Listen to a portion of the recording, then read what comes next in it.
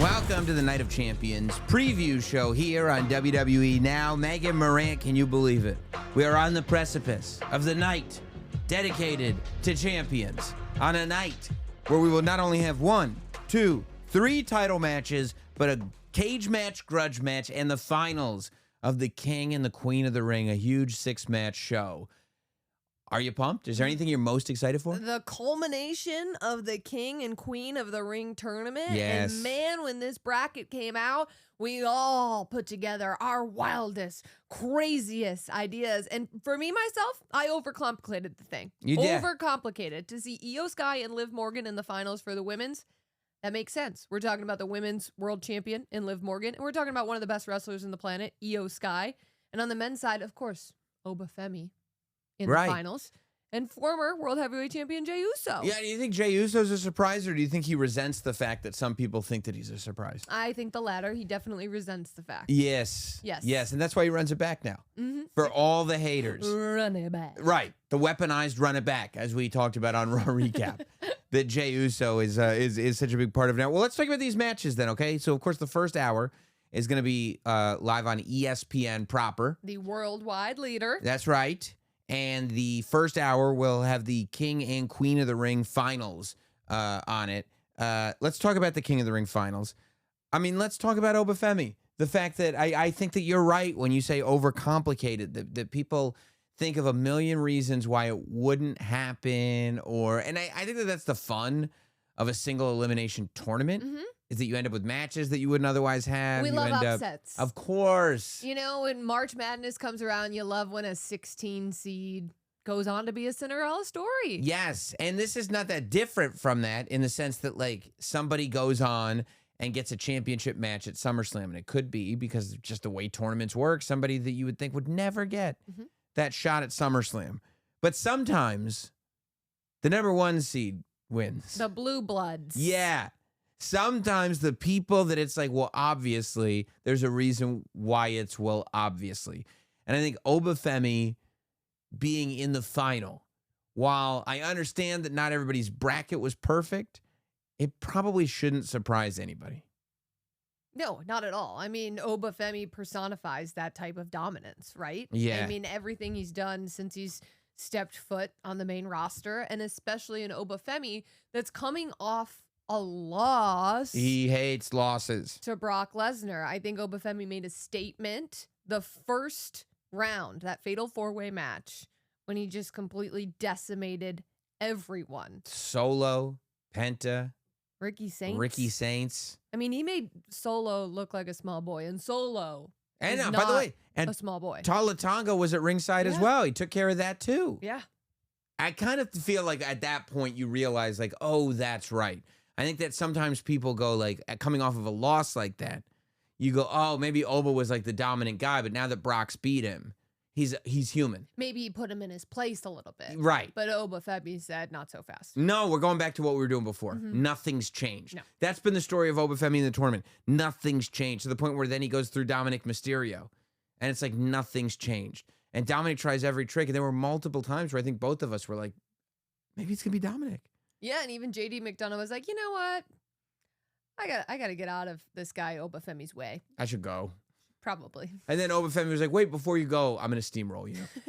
I'm going to take care of that. I mean, the hammer in the shoe, nothing could help Dominic Mysterio. It was insane. So you get to this finals, and you go, well, one would imagine that Obafemi is just going to clean house. No, but Jey Uso has a lot at stake in this final. This is very layered. Yeah. Very layered, because as we know, Jey Uso was told by the Tribal Chief Roman Reigns to go win the King of the Ring and go get his hands on the undisputed WWE Championship, the world title that Jey Uso hasn't had his hands on. That's right. And if Jey Uso can't get the job done, we know from Monday Night Raw, and we know from the crowd's reaction, and we know from what Obafemi said to Jey Uso that he's coming after Jay's cousin, Roman Reigns.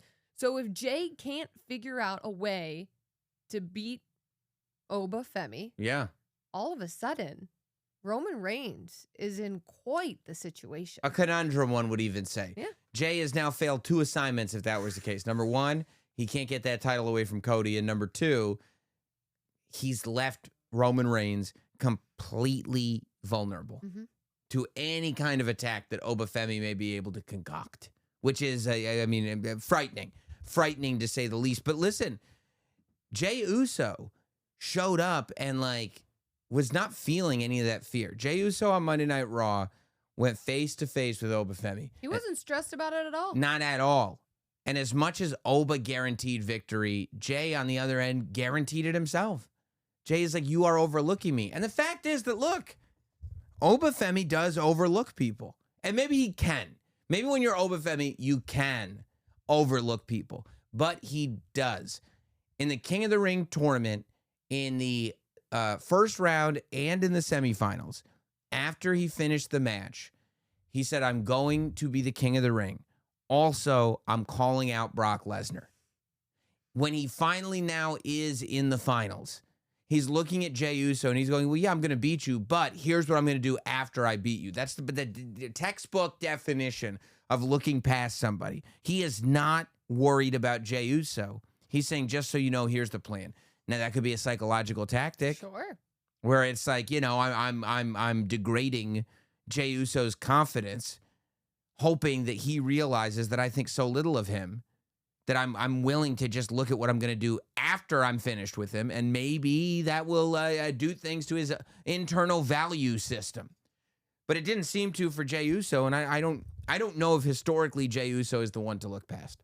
And I really love that we've gotten to see this side of Jey Uso in this King of the Ring tournament, because it wasn't long ago that Jey Uso won the Royal Rumble and had so many doubts on his way to his match with Gunther for the World Heavyweight Championship at WrestleMania. This Jey Uso, the one we're seeing, who's running it back to shove it in Obafemi's face. Talking about the weaponized running back? This Jey Uso, who's doing the yeet strut, the yeet walk. The yeet walk. It looks very similar to Oba's strut, but he says it's the yeet walk. He's doing the yeet walk on the way to the ring. Yeah. There is nothing hesitant about this Jey Uso, which is, a stark contrast to the Jey Uso we saw heading into WrestleMania. How much do you think, we talk about looking past people, and clearly Obafemi is looking at the whole spectrum of what's in front of him. Mm-hmm. He's not just looking at one match, and maybe that's how Oba's going to do his best. But how much of what we're seeing from Jey Uso do you think is motivated by just trying to be the best Jey Uso and trying to win a championship again? And how much of it is the realization that, listen, Jacob Fatu has made it clear he refuses to take orders from my punk ass. He said it multiple times. How much of this is, if I have a title, Roman's wearing a championship, and it separates him. He has a belt boy. He has the whole thing. Mm-hmm. If Jey Uso is holding a title, it makes it a lot more difficult for Jacob Fatu to ask him, who do you think you are? Because when you're the WWE Undisputed Champion and somebody says, who do you think you are? You can tell them, I'm the WWE Undisputed Champion.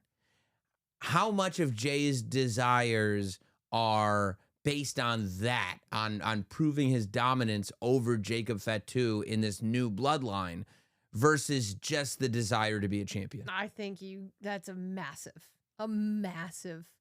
part of it, right? Yeah. I mean, there's no question about the way that Jacob Fatu has maybe threatened Jey Uso a little bit here and there, just in terms of positioning within the bloodline. Yeah, like in the sense that, like, listen, if you don't understand that I'm not taking orders from you, it's going to get ugly. Yes. Like, there's no sort of, to your point, Jacob doesn't leave it open for negotiation. No. Yes. I mean, Jacob makes it very clear where he stands as it relates to Jey Uso. But Jey Uso, at the same time, wants to make it clear to everybody in the bloodline and to all of the haters on the internet where he stands as it relates to not only the bloodline and Roman Reigns, but the entire WWE landscape. I think that that's right. And I think that part of it is, and I wonder if that's part of it too, right? Jey Uso and the idea that, like, the audience is still behind Jey Uso. No matter what you read, no matter what anybody says, when Jey Uso enters a building, it's it's a different sensation. It feels different. It looks different. Like the audience is there to see Jey Uso. But he doesn't have the same level of support that he did at one point.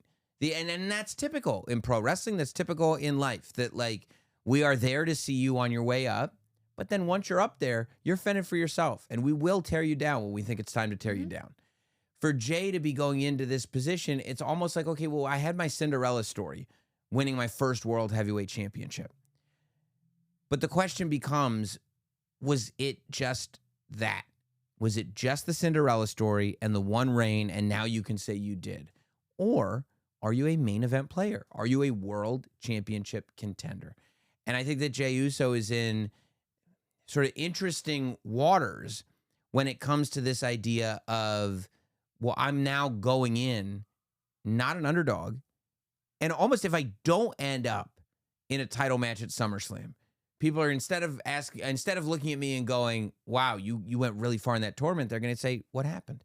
Yeah, and I think the difference between this Jey Uso and the Jey Uso who was heading into a world heavyweight title match at WrestleMania is this Jey Uso is carrying himself like he belongs there and acting as if he belongs there. And I think he is acting as if he belongs there. Of I think course. staring at Obafemi right in the face without blinking is acting as if he belongs there. Consider this your shot? Yes. Wow.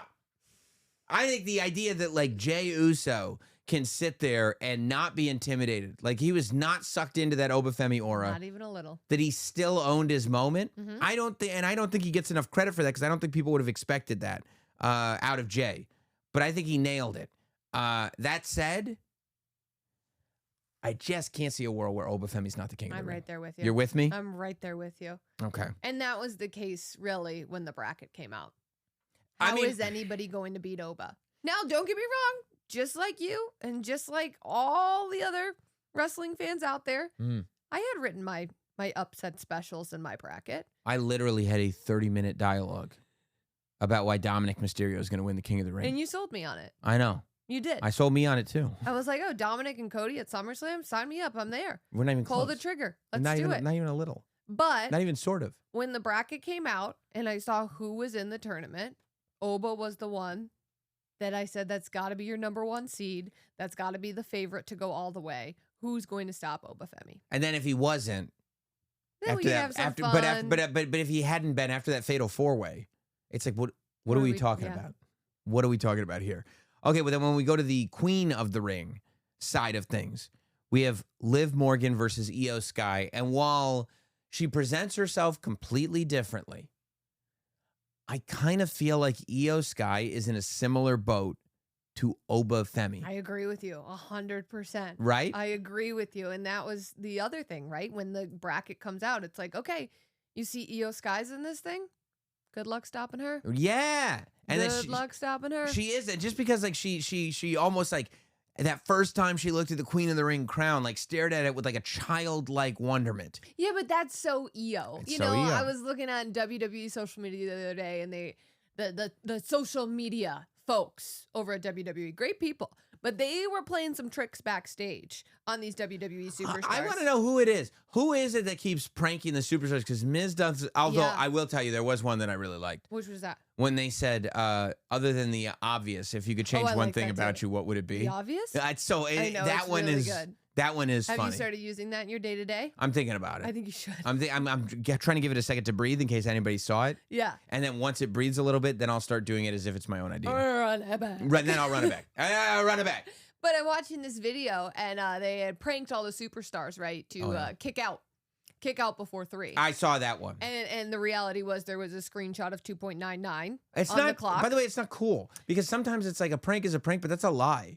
Yes. You're lying. That's not a prank. That's a lie. And so then they revealed a lie to all lie. of the superstars. Hey, who we were, lied to Who you. were clearly let down that they were not kicking out at 2.99. I liked Miz's reaction. We said, "Oh, is this what we're doing now? Do we come in here? Do we prank? Do we prank everybody here? Is this what we do now?" See, I liked Io's reaction because it was so Io. It was the same way she looked at that Queen of the Ring crown in awe with so much wonder in her eyes. And when she saw that 2.99, she puts her hands up to her head and she says, I am the best. And there's just so much love and excitement, for Glee. innocence with Io Sky. But don't mistake that innocence, because this is also the same woman, to which you pointed out on the Raw recap show a couple days ago, who puts a garbage can on top of her head Right. and jumps off the War Games cage. I Right. mean, don't mistake Io's childlike wonder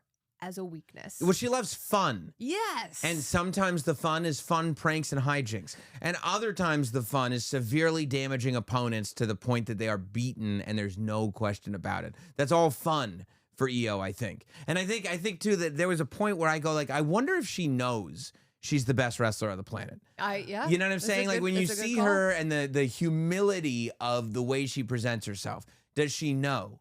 But then she does. Mhm. And you know when she lets you know that she knows? When a moment like Monday Night Raw happens, when Liv Morgan thinks she's physically going to get the best of Io Sky. And Io goes, oh, are you going to make me turn this on? Okay. Best wrestler in the world, switch. And she turns it on and she just dominates every time. Sometimes it's like, look, I'm a good person. Don't make me go there. Don't make make me. me go there. This is on you if I do. All right, you just talked about how the crown is going to go on your head. Well, I don't know how it's going to fit because you have a pretty big head, and now I'm going to go there. Right. And now let's leave it there. I said you have a big head. Let's leave it there. You keep pushing, I'm going to push back and you're not going to like it. Yeah, I do feel like she'll meet you where you're at. Yeah. It's a weapon that she has Yes. that's almost in disguise. I think so. I think that that's right. Now, Liv Morgan, going into this tournament, a lot of people were going like, why on earth would Liv Morgan be in this tournament if she's already the champion? Like, you're sitting there going like, the winner gets a shot at the championship. And it's like, Liv Morgan is the champion. Is she going to fight herself? Mhm. And Liv said, no, I want to be in the tournament because I want to face Rhea Ripley and get everything. This is kind of the Liv Morgan ever since, she became a world champion for the first time in WWE. Make no mistake about it. She's always been coming for it all. You think from the very beginning of like cashing in the Money in the Bank briefcase going all the way back then? No, I think to when she returned to initially come after Rhea Ripley. The revenge, starting with the revenge tour. Yeah, starting with the revenge Okay. tour. This is when we learned that Liv Morgan is coming for it all, and that has not changed. No, and you wonder too if it's like the fact that Rhea has the WWE Championship back are bygones bygones? I don't think so. Or will that be just forever? I think that's a forever. You think she entered the tournament specifically so she could have an excuse to have a match with Rhea Ripley again? Listen, who's Liv Morgan's boyfriend? I don't want to put a label on their relationship. Well, it's your guy, Dirty Dominic Mysterio. Dominic Mysterio? And Rhea is the ex. Do you ever fully get over the ex? No, never. I don't think so. Never. I don't want to see. You always remember. You don't want to see her face. Mm-mm. No. That's No. always going to be there. Right. No matter what. Right. No matter what you do. Yeah. It's always going to be there. And I think Liv Morgan and Rhea Ripley are two WWE superstars who will always be tied to each other. Because of Dominic Mysterio? Now, what do you think of that? What do you think of the fact that these two women will always be tied together, and at the center of it, it's like, oh, who's at the center of this that ties them together? And then you just see, respect the stash, Dominic Mysterio. Maybe it's about more It's than just crazy. Dominic. It's about more than Dominic, Oh. but Dominic is certainly involved. He's the centerpiece. He's the prize. Well, I mean, some would say prize. I would. Others would just say he's a role player. Role player? What do you mean role player? Role player in the rivalry. Oh, like he between plays Liv a role. Morgan. Yeah, Not saying if it's a significant role or not, just a role. he's in it. I see. Okay. Could be an NPC. That's right. I see. He's in the credits. Okay. Well, I think he's the main character. Okay. I think he's got main character energy. Liv Morgan certainly has main character energy. Rhea Ripley has main character energy. That's a crowded space. And listen, I don't think she does it on purpose, but it's hard to look at Io Sky and not go, that's a main event person right Of there. course. I'm looking at this, man, and then you look at what could happen, right? Because you go, okay, if Liv Morgan wins, she says she's going after Rhea Ripley, Mhm. right? But if Io wins, she's got a choice of either going after Liv Morgan, and it's like, oh, good, I just beat you, I'll beat you again. Or I'll humiliate you. Right. That could be rough. Or does Io go for somebody else that she's beaten in the past in super fights? Rhea Ripley. I love that Io holds these cards. She has to win the tournament, obviously, but she Just holds beat Liv. She holds the cards, and she's keeping them close to the vest. Right. She's Well, not I think showing. but no, I think unlike Obafemi, Io is not sitting there going like thinking about the day after tomorrow. No, she's locked in on the Focused moment. in on the moment. I Mhm. don't think Io has these grand visions of then I'm going to do this, then I'm going to do this, then I'm going to do this. She's like, who's the opponent tonight? Liv Morgan's up next. Liv Morgan's the one I'm going for. All that said, I think a few things. I think Liv Morgan takes her role as leader of the Judgment Day very seriously and doesn't want that apple cart upset, Mm-mm. right? I also think as good as Io Sky is as a wrestler, Liv always finds a way. That's true. When has Liv not found a way? And what could be more Liv Morgan? What could be more Liv Morgan than the idea, because she sees everything, she hears everything. She knows. She heard all the yappers that were going like, this is so stupid. Why is Liv Morgan in the tournament? What could be more Liv Morgan than being like, oh, it's so stupid. Is it so stupid? I'm the queen. What does she call herself? The greatest Royal Rumble winner of all time. To then sit around and also be, you have to call her queen? It would be insufferable. Queen Morgan? Queen Olivia? That's what Danhausen would call her. I think so too. I think so too. So you're going Liv Morgan. I think I am. Wow. I think I'm going Liv Morgan. Wow. And what could be more Liv Morgan than like I mean, I think we all want Io to win. What could be more Liv Morgan than be like, how dare you doubt me? How was that? It was a little close to SpongeBob. I was thinking it was too SpongeBob a after little close. You have to be careful. I know. I was thinking it's too close to SpongeBob after I did it just now. Yeah, a little close. Just watch that one. I'm gonna go with Io. You are. I am. I'm gonna go with Io. I don't think she, to your point, she's not getting ahead of herself. She's locked in on this moment. And while Io does oftentimes present as if everything is sunshine and rainbows and that she's happy most of the time, Mm-hmm. she does have a switch she can turn on, which makes her one of the most dangerous players in all of WWE. And make no mistake about it, Io not being on the WrestleMania card, I think impacted her. You do? Not in a way where like her stock has fallen, but No, I think but it's something inside that her. inside of her she's thought about. Yeah. And when's the next stadium show? SummerSlam. Io Sky, she better be on that. Right. And how do you guarantee that you're going to get on it? You win the Queen of the Ring tournament. Right. And you get to go for the world title. That's right. Or the WWE Women's Championship. We'll see. I'll tell you what, before SummerSlam, Fanatics Fest is bringing 2 exclusive WWE live shows to New York City this July. Don't miss the official WWE SummerSlam kickoff hosted by Michael Cole himself on Sunday, July 19th, with special guests, exclusive insights, and a preview of WWE's biggest event of the summer. Plus, John Cena takes the stage for the You Can See Me Now live show on Saturday, July 18th. A live Q&A giving fans an inside look at the moment, stories, and mindset behind his legendary career. Fanatics Fest is a must-attend for WWE fans. Tickets are available now at fanaticsfest.com. And, of course, you can save 10% with promo code WWENOW10. So those are the 2 matches that we get in that first hour on ESPN. The United States Championship is on the line. Ricky Saints earned the shot, defeating Carmelo Hayes. First of all, I do want to say that the series of matches between Ricky and Melo were absolutely phenomenal. It's spectacular. I mean, you see those guys and what their bodies are capable inside the ring. It's been unbelievable. And Carmelo Hayes, somebody who I was really impressed with his United States Championship run. Yeah, for yeah. him to go one-on-one and tangle up with Ricky Saints. I want more. Well, we're not going to get more unless Ricky Saints wins that championship and Melo gets a shot. And I don't know if Ricky Saints is going to be generous with his title opportunities, but I also don't know if Ricky Saints is going to be able to get it. I mean, this is a huge platform for Ricky Saints. He came in very, very recently to the WWE, and I think that Ricky has still been looking for his moment to show the world who he is and what he has to offer.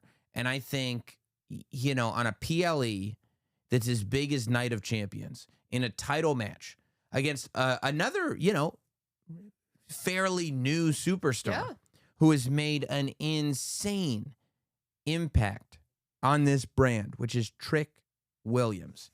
For Ricky Saints to be in a position like this where all eyes are watching him, it is certainly a tremendous opportunity for him to not only become a champion, but for him to let the world know who Ricky Saints is. And for Trick Williams, I like to see him in this different type of match. Yep. We saw what he did at WrestleMania. Then we saw the gingerbread man and that fiasco that went down on SmackDown. Some would say debacle, others say fiasco. Well, it depends who you're talking to. I think Sami Zayn would certainly He'd call it a describe debacle. as, maybe fiasco, he might say. Listen, I think Sami Zayn's got the gingerbread man behind him because he's main eventing PLEs now. Okay? But we'll get there. Yes, we We'll get definitely there. will get there. We have a lot to talk about as it relates to Sami Zayn, but I'm excited to see Trick Williams in, this pace of match with Ricky Saints. You mean with the athleticism that Ricky Yes, Saints that's has? and not to take anything away. No, from of other course not, of matches course he's not. Been in, but like what we saw on display between Ricky and Carmelo Hayes, it's a different type of match than what we've seen Trick operate in since he's been on the main roster. And there is, I think, a hunger that goes along with the fact that this is your shot. Mhm. And I think, make no mistake about it, Ricky Saints knows that this is his shot. Ricky Saints is not one of these guys that came in as a D1 athlete, and that's not to take anything away from those guys, because we've seen incredible success from people who came in that way. D1 athletes they're just bred differently. They are fine-tuned. Wow, as a former D1 athlete, I couldn't agree anymore. No, you were a DB athlete. Okay, well. D-bag. So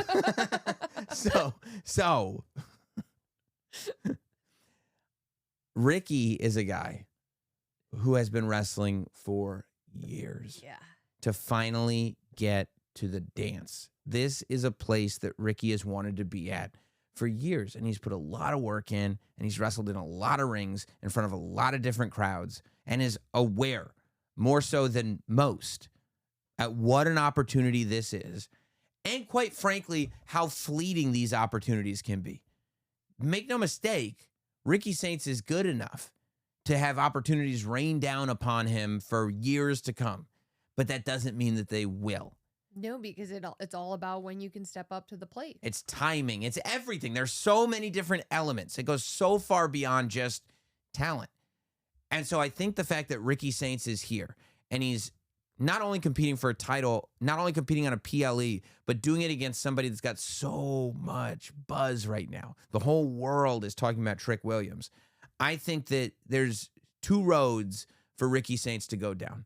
One is that the moment gobbles him up and eclipses within him, Mhm. that he gets lost in it somewhere.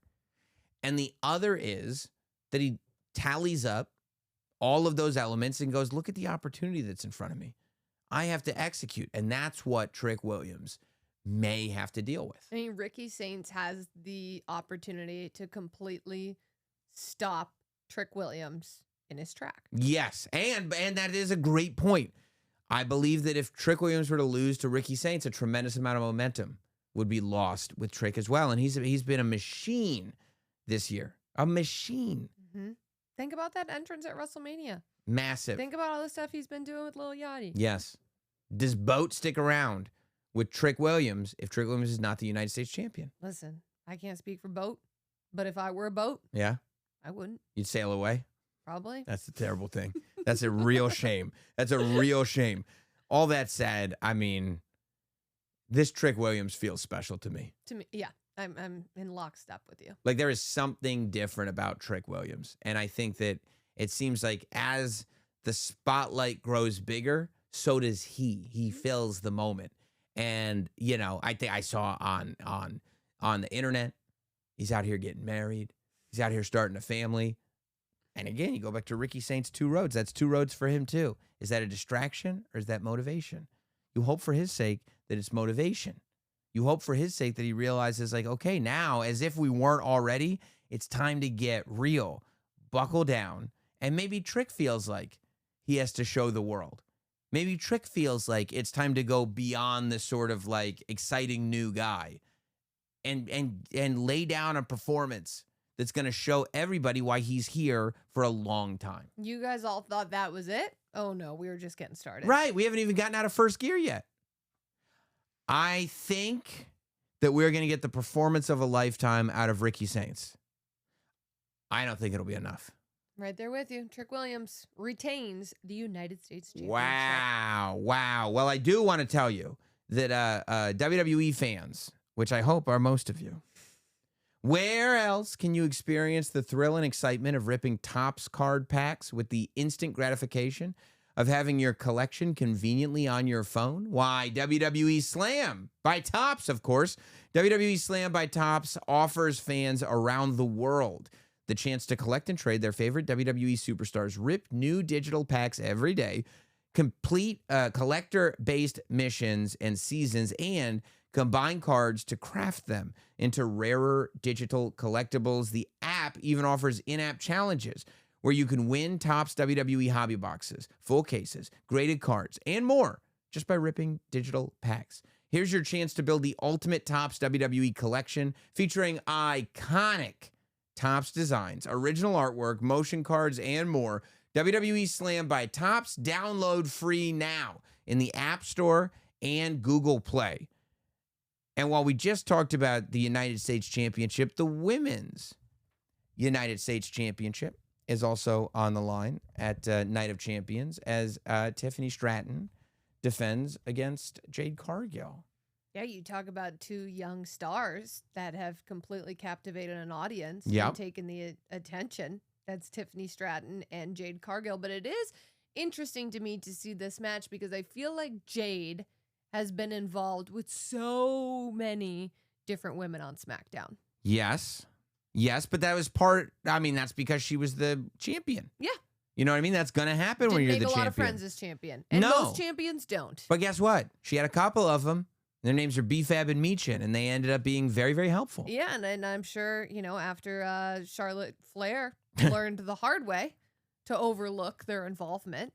How much of this, when you look at Tiff, so clearly the women's division is ultra competitive right now. Of course. That United States Championship, I think is very, very important in this division. Mhm.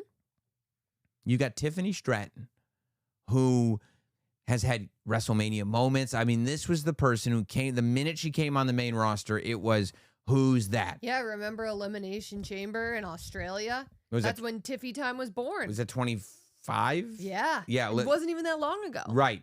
And that international crowd just going crazy for her.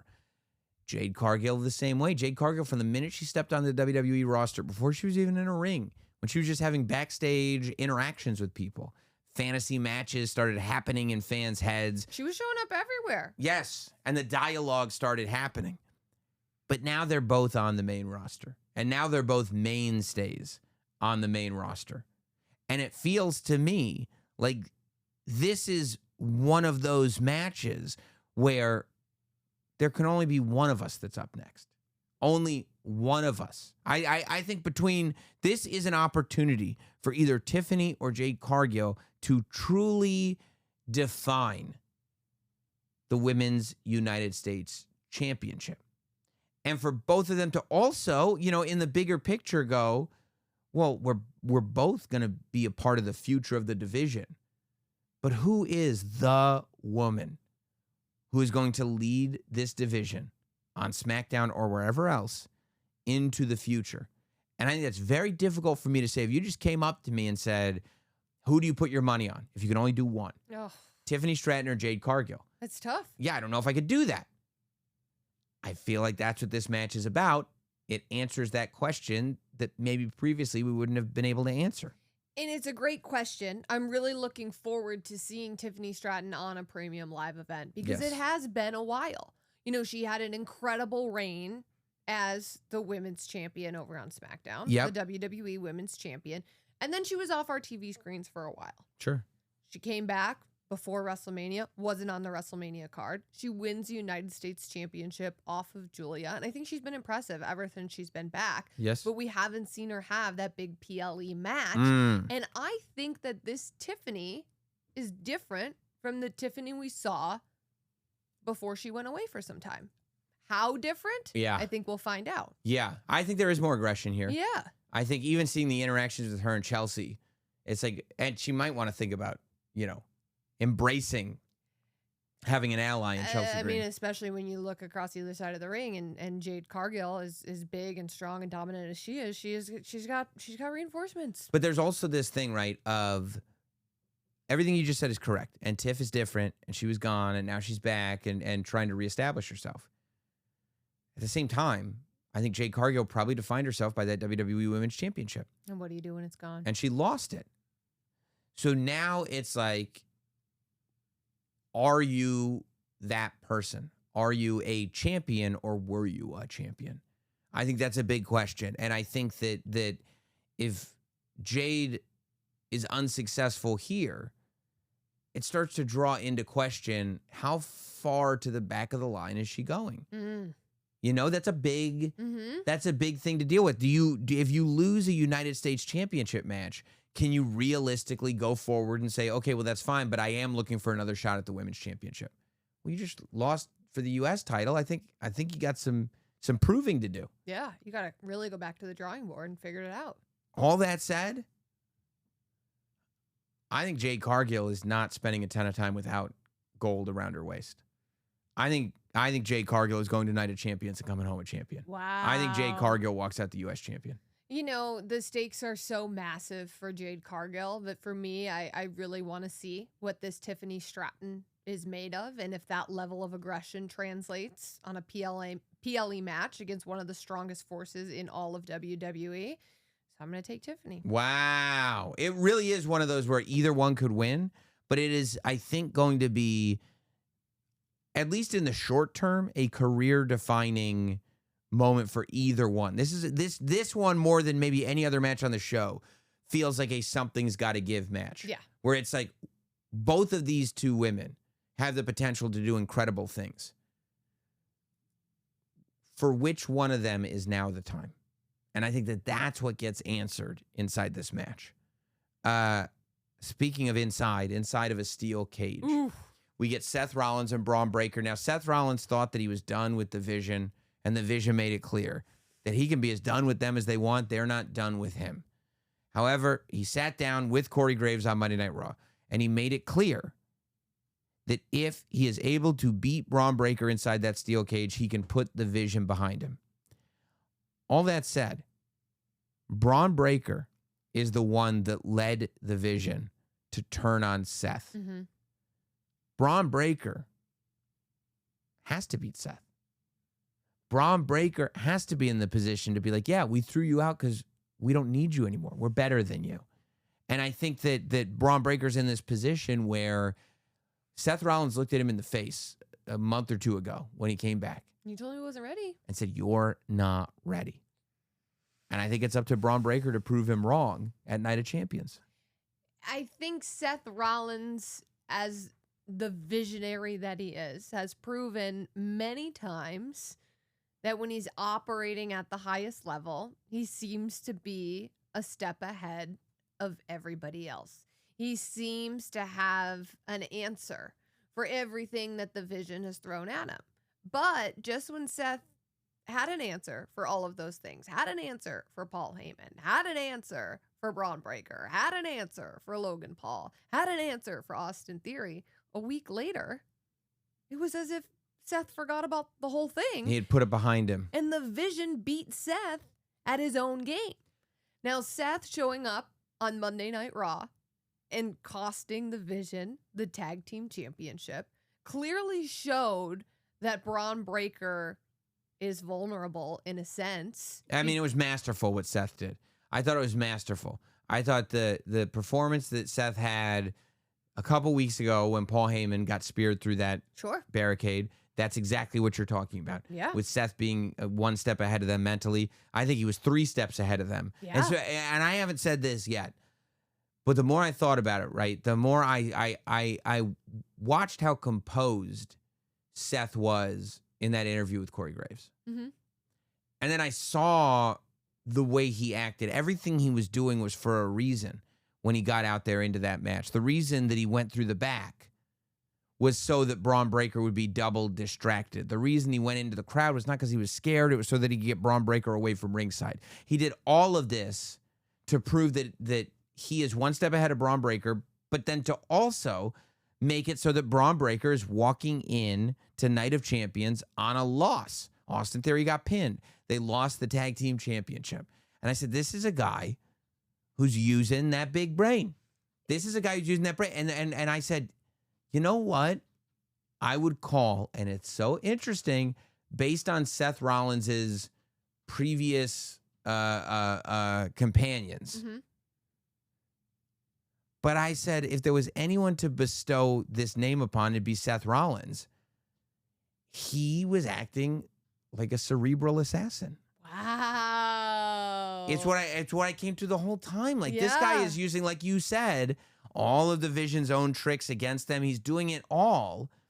And you can see it. Once it gets done, you never would have seen it coming. But once it gets done, every single step you see, I go, this is what being a cerebral assassin is. You got questions? I got answers. Yes. I have all of the problems solved. Right. And I know what they are before you even know. Like, before you've figured out what your plan is, I've already figured out what the solution is. I've already figured out what my counterattack is going to be because I already know what your plan's going to be. And if that's the Seth that comes to the steel cage match this weekend, nobody's beating Seth. I don't think so. Especially, I mean, he has a confidence about him that you haven't seen. And that's where I think that cerebral assassin thing comes in. This is just me talking, but I go like, okay, we saw the Monday Night Messiah. We saw the Visionary. We saw the Architect. We saw the Revolutionary. We saw all this stuff. But I mean, I don't know. Is it too much to just sit there and call him a cerebral assassin? My only hesitation is the fact that he was a cerebral assassin, and then the next week, the Vision was able to play cerebral assassin against him. But then what did he do the week after? Was able to prove himself once again. Okay, so he got back up, got knocked down, got back up. He thought he was done. Mm-hmm. He thought the job was done. He was wrong. Let me ask you this. If he is successful at Night of Champions in the cage, is the job done? Yes. Definitively. The job is done. Wow. Done. Finished. Done. This ends in one place in a steel cage match. Do you think the steel cage will be effective in the sense that, like, the steel cage is designed to keep people who shouldn't be there out? Yeah, I do. You do. I don't. No? It's a good thing Seth has allies. I think that Seth is going to have to make sure that he gets those long trip airplane tickets for Montez Ford, for Angelo Dawkins, for Joe Hendry, for whoever he needs, whether they're his friends or just enemies of his enemies. He needs to get them all there. Because let me tell you, I don't care if that cage is 10 stories tall. Logan Paul can't climb up it. No, He's he can't, got but his you know- whole arm in a brace. But you know what fits through a little cage link? Brass knucks. Brass knucks. Okay? You mean to tell me Austin Theory wouldn't climb up there? Austin you mean to tell Theory me would. You mean to tell me Logan Paul wouldn't act as a distraction? I've seen Austin Theory climb as a masked man, and he's pretty agile. He's super agile. He stomps. I saw him got F5'd off an elimination chamber one saw time. that too. Yeah, I saw that. Crazy. Okay? But, like, you can fit brass knuckles through there. You can act as a distraction. You can hold back. There's a million things that you can do. I don't think this is going to have that effect. I think that Seth Rollins is still going to need to have all the backup that he ever has. I'm hopeful. Listen, if I think Seth has the ability to be the winner here. Yeah. And it's I something with I'd you. like to see happen. I just, to your point about holding your breath before you say cerebral assassin, because you've seen him be ineffective before. Mhm. What are we going to get on Saturday? Are we going to get the guy who's one step ahead? Or are we going to get the guy that fell and underneath the numbers game? It is crazy because for someone who has the resume like Seth Rollins does, and for everything he's done in this business, I think if anything, what's been going on with Braun Breaker in the Vision shows Seth that at every single moment, you have to have an answer for A, B, C, D, E, F, and G. And then, by the way, you know what's going to actually do it? H. H It's- always does it. It's that other one. It's always H. It's always H. But for all that he's done and all of the experience he has, and while he makes the claim that Braun Breaker isn't ready, Seth has to have all those answers. Every single one of them. Otherwise, it's not getting done. I would agree with you. I would absolutely agree with you. You know, maybe this will be the one that we get a moment that Tops Now is able to capture. They capture major milestones and viral moments from the biggest events. We saw incredible cards already this year. We got from WrestleMania, from Backlash, Clash in Italy. But as they always do before PLEs, Tops put out a Night of Champions poster card, which is available. Customers who buy this card have the chance at receiving rainbow foil short prints and gold super short prints that are limited to just 26 copies of each. These cards are available from Friday, 6/26, until Monday, 6/29. So you've got the weekend to scoop them up, and then that's it.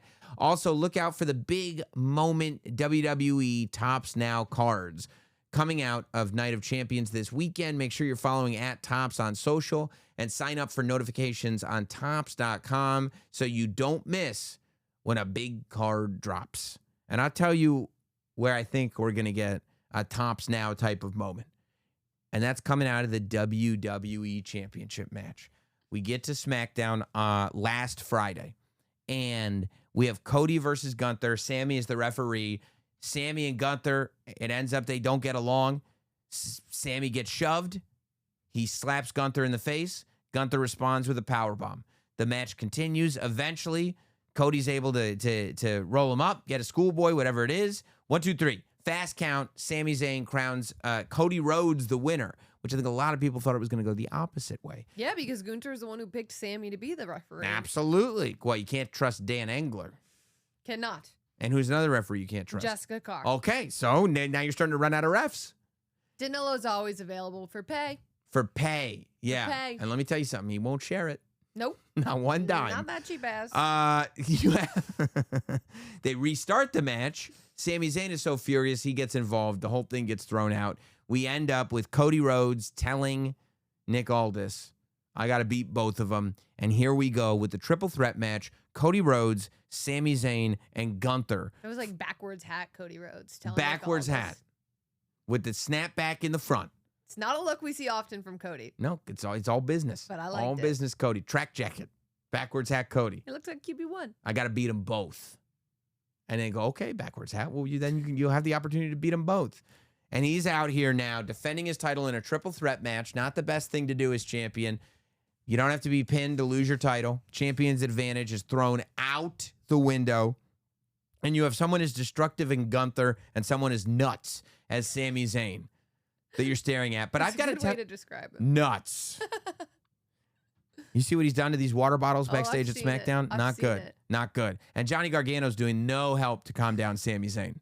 None at all. He's just lying there. I don't think Sammy even realizes that Johnny's not helping, though. No. And he doesn't ask Candace one question. No. I would definitely open up the conversation to Candace. Rude to Candace. It's a rude thing. Rude thing. But at the same time, in my travels, on my radio show, I've never heard more. Well, I'm not going to say I've never heard more people. I would say I don't know that I've heard more people speculating on the idea of Sami Zayn winning the WWE Championship since a certain Elimination Chamber pay-per-view in Montreal. Yep. You know, that was the last time I think there was this kind of guys. Somehow, and I mean, a couple of weeks ago it was different. Yeah. But people are seeing a world where Sami Zayn, lunatic that he is, comes out of this with the WWE Championship. And a lot of people are making a huge deal about the reaction that Sami Zayn historically gets in Saudi. Yeah, sure. And a lot of That's people where his are day ones are. thinking about this Tops Now moment Yeah. where we could see a real world where Sami Zayn is the undisputed WWE champion. I don't remember the last time Cody went into a match defending his title where I've heard more people have more thoughts about him not being successful. Yeah. It's usually a given that Cody's going to retain. Mm-hmm. And I'm hearing a lot of people going, Sami Zayn. And you know what else is surprising? What's that? You'd think you'd hear so many more people going, clearly Gunther's going to win. And I think Gunther's being heavily underestimated. Yeah, you haven't heard a lot. I mean, most of the conversation that I've heard and seen has primarily been about Sammy and Cody. Yes, it's either It's either, well, wouldn't it be interesting if Sammy, or then we go to SummerSlam and Cody Rhodes defends against X. Cody Rhodes defends against Y. When you talk about the King of the Ring and Oba and Jey Uso, Jay was talking about it on Raw. I'm going to SummerSlam to face Cody Rhodes. Didn't even think about this match. But the people who aren't thinking Cody are thinking Sammy. And I think there should be a lot more people being reminded of who's in there with both of them. I think because people genuinely hate Gunther so much. You think they do? For retiring John Cena. Yeah. For retiring AJ Styles. What about the other one? For retiring Bill Goldberg. That's right. That Seth Rollins at WrestleMania. people just think, oh, I don't want Gunther, Because I'm not even going to put that energy out there. so I'm not going to talk about it. Yes. But yes. it would be an all-time Gunther moment because the reaction would be exactly that. Hideous. We don't want this. Boo. That's the thing we didn't want to happen. Boo this man. But you know what Gunther typically gives us? The thing we don't want to happen. I know. He takes that hope away. He stomps on it. And given just all of the layers that are there with Sammy and Cody and this friendship that maybe isn't so much of a friendship. Oh, I don't think it's a friendship. I think Sami Zayn is out here acting as if like you owe me a friendship, and Cody Rhodes has had it up to a year. Did with he Sami say something Zayn. like, enough? Yeah. He hit You him. got it? He hit him with one of these. Enough! Yeah. Yeah. He said, That's you know how what he Cody said? feels. I mean, how do you? I mean, you can't say you're friends when you look at somebody and go, you know why they're chanting that you suck? Because you do. I'd be like, bro. I mean, I've heard of tough love, but we're not cool. Like, if you said that to me, I go, Meg, I'm not gonna quit the show. I'm not gonna go crazy, but like, we're not cool, But then Sammy goes, just being real, man. right? Just being honest. Just being honest. Just being real. Like a friend would do. Right. Just gonna be It's- real with you. It's complicated. Your real friends are the only ones who are gonna tell you like it is. And that's who Sammy's being right now in all Yeah, of this. and we all have that friend, right? That's like, I'm just gonna be real with you because I'm your friend, and then you're like, you're insulting me for sport. With all due respect, No, I'm not. doesn't just mean you could say whatever Right. you want. And I say it with peace and love. How? What? With what? No, you don't. And I think Gunther is in a situation here where that can play out the way it does between Sammy and Cody.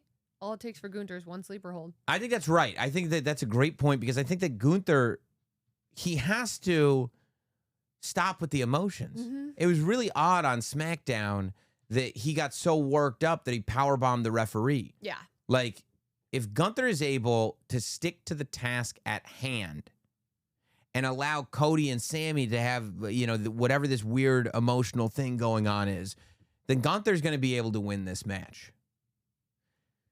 But, you know, I mean, I can come up with a million different ways that a million different things could happen. It's still difficult for me to picture the idea of Cody not winning the big one, of Cody not leaving the show as champion. Of QB1 not being the That- undisputed WWE champion. That's just the It's way a wild world. That's the way I see it. I think that there are more versions where he's not than ever before coming out of this match. But I still, my jaw would be on the floor, and I'm prepared for it to be on the floor. But my jaw would be on the floor if Cody lost the title. All right, I'm going to say something a lot of the people aren't going to like to hear, so I'm going to look directly at this camera. With those beady eyes. But y'all are going home disappointed. No! Because Gunther is going to be your new undisputed WWE champion. That's horrible. And Boo you all took you joy. want. Are you saying boo or boo earns? Boo all you want. Oh. Boo all you want. It's going to happen. Boonther is more like it. Haven't heard That's- that one yet. I know. I think you gotta it's- workshop that No, a I think little. it's good. I think it's as is. I don't know We're about sticking that. with it. We're sticking with it. Let me know what you think in the comments. I cannot wait for this show. Megan and I will be back with you here on WWE Now for the Night of Champions recap show. So make sure that you're subscribed across all audio platforms. Make sure that you're checking us out on YouTube, leaving comments, hitting like, doing the whole thing. We'll see you on Saturday afternoon after the big Night of Champions show. Thank you, everybody.